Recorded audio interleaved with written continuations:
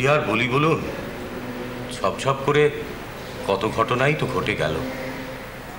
রামকুমার চলে গেল, কি বা বয়স হয়েছিল। আসলে ওই ছোট ভাইকে ঠাঁই করে দেওয়ার জন্যই ওদের নিজের জায়গাটা ছেড়ে রেখে গেল। শেষটায় ভাইয়ের জন্য বড় আকুলি বিকুলি ছিল। তার ইচ্ছে তো পূর্ণ হয়েছেই। এদিকে আবার ওই সেজবাবু তো ছোট ভচ্চাজের জন্য একেবারে অজ্ঞান। রানীমার অবস্থা তথই বচ। তিনি দুবেলা ওই মন্দিরে ছুটে ছুটে যাচ্ছেন, পাগলা ঠাকুরের পুজো দেখছেন। জমিদারি এবার লাটে না ওঠে। তা যা বলেছেন, সকাল সন্ধ্যে শুধু সবার মুখে এক কথা, মন্দির মন্দির। ওদিকে ওই কে ভোগ খাচ্ছে কে খাচ্ছে না তার হিসেব মেলাচ্ছে। এদিকে বহু লোকজনের সমাগম হচ্ছে মন্দিরে। ওই আগের মতন বর্জিত অবস্থা কিন্তু এখন আর নেই। এই পাগলা ঠাকুরের ওই পুজোর ঢং দেখার জন্য না শহরের ওই গণ্যমান্য ব্যক্তিরা এখন ওই মন্দিরে আসতে শুরু করেছে। এখন সেখানে ওই নিত্যকার শাস্ত্রের আলোচনা, হিসেব পত্র, ধর্ম আলোচনা ইত্যাদি ইত্যাদি চলছে আর কি। তা এও তো সুলক্ষণ নয়। কেন নয়? কখন আবার সমাজের মধ্যে তর্জন গর্জন শুরু হয় তা ঠিক আছে। চলছে চলছে, কিন্তু কোনো একটা কিছু হলে হ্যাপাটা তো আমাদেরই পোহাতে হবে। যখন যেখানে বেরোই, ওই হাটে বাজারে আদালতে যেখানে যাই, লোকে দেখিয়ে বলে যানবাজারে জমিদারের লোক। তো জমিদারকে তো আর ছুঁতে পারে না, ধরে আমাদের। কি আর করা যাবে বলুন চারুজ্য মশাই? এখন খিদমতগিরি খাটতে গেলে একটু তো পাঁচজনের কথা আমাদের সইতেই হবে। আর বেশি দিন সইতে পারবো না। কেন, আবার কি হলো? বয়স হয়েছে, আর টানতে পারিনি। তাছাড়া দাদা চলে যাবার পর মনটা একেবারে ভেঙে গেছে। এমন একটা কাণ্ড ঘটিয়ে গেল দাদা, হাত থেকে ফেলে বিগ্রহটা ভেঙে ফেলল। আপনি এখনো সেসব কথা বলতে পারেননি? আগে দাদাকে তো আমি জুড়েছিলাম। সেসব ব্যাপার তো মিটে গেছে। মিটে গেলেও ওই রাধা গোবিন্দজির মূর্তির দিকে তাকালেই আমার আমার ভেতরটা কেমন সংকুচিত হয়ে পড়ে। আমার কেবলই মনে হয় যে ওই অমঙ্গল সূচক ঘটনার জন্য যেন আমি দায়ী। ওই রাধা গোবিন্দজির মূর্তির দিকে তাকালেই আমার ভেতরটা কেমন সংকুচিত হয়ে পড়ে। আমার কেবলই মনে হয় যে ওই অমঙ্গল সূচক ঘটনার জন্য যেন আমি দায়ী। এতদিন বাদেও এই ঘটনা মনে হয় আপনার? আসলে কি জানেন দেওয়ান মশাই, ওই মন্দির প্রতিষ্ঠা হওয়ার আগে রানীমা সেজবাবু আমাকে অনেক ডাকাডাকি করতেন, কিন্তু তারপরে আর আমাকে কিছু জিজ্ঞাসা করেন।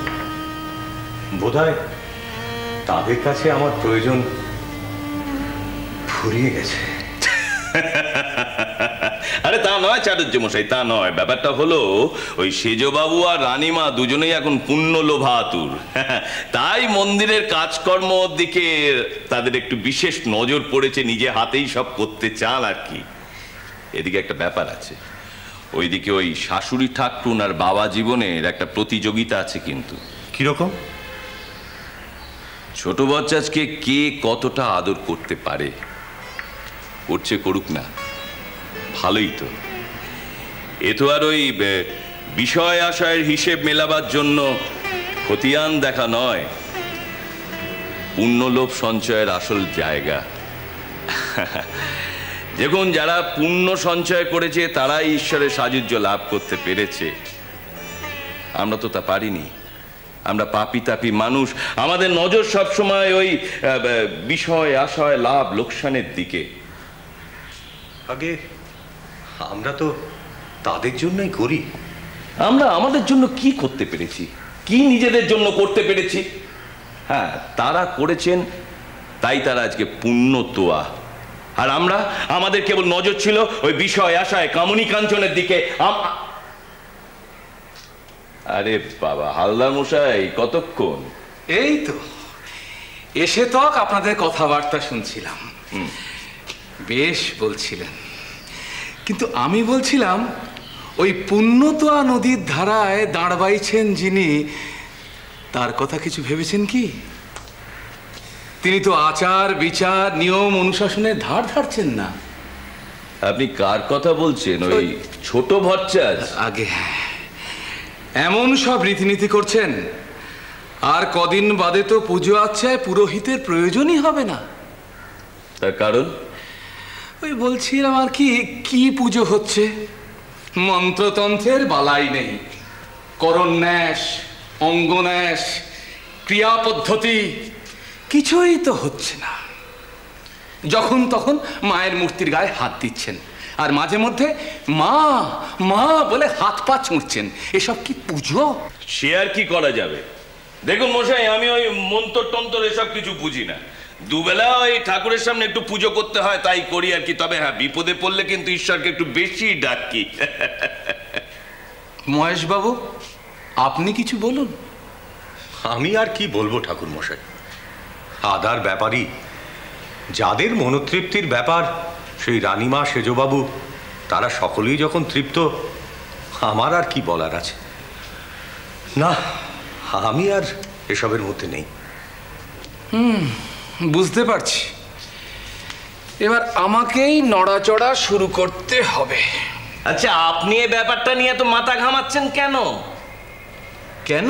হ্যাঁ, ওই ভণ্ডটা রানীমার সেজবাবু দুজনকেই বশ করেছে। তাতে আপনার কি? আপনার তো মাইনেটার কমেনি। আরে মশাই, আপনার যথার্থ সময় আপনি আসবেন, আপনার নিজের যথার্থ মূল্য আপনি পাবেন, চলে যাবেন, বাস মিটে গেল। নেন, আপনি এখন এই আমার খাতায় সই করে আপনার যথার্থ প্রাপ্যটা আপনি নিয়ে যান। তো নিয়ে যান, আমাকে এই পাপস কালনের হাত থেকে আপনি রেহাই দিন, আর আপনিও পুণ্য সঞ্চয় করুন। নেন, করুন, এখানে সই করুন। বললাম সই করতে, আপনি আমার মুখের দিকে হাঁ করে কি তাকিয়ে দেখছেন? সই করুন। দেখুন মশাই, আমার কিন্তু সময় কম, আমি কিন্তু তল্পি তল্পা গুটিয়ে চলে যাবো, আমার সেরেস্তার কাজ শেষ হয়ে গেছে। দিন নিন। মহেশবাবু,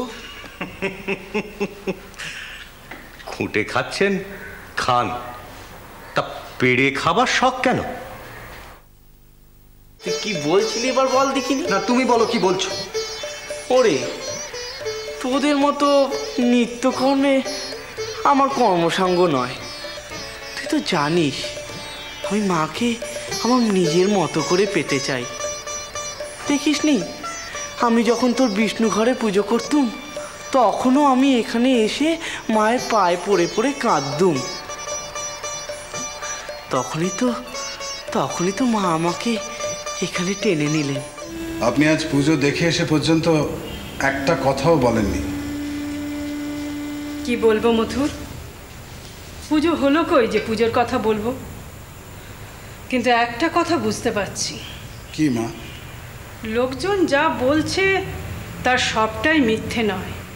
আসলে ছোট ভট্টাচকে আমি ঠিক বুঝে উঠতে পারি না মা। একজন মানুষকে না বুঝেই তুমি এত বড় কাজের দায়িত্ব দিয়ে দিয়েছিলে। শ্রীরাম কৃষ্ণ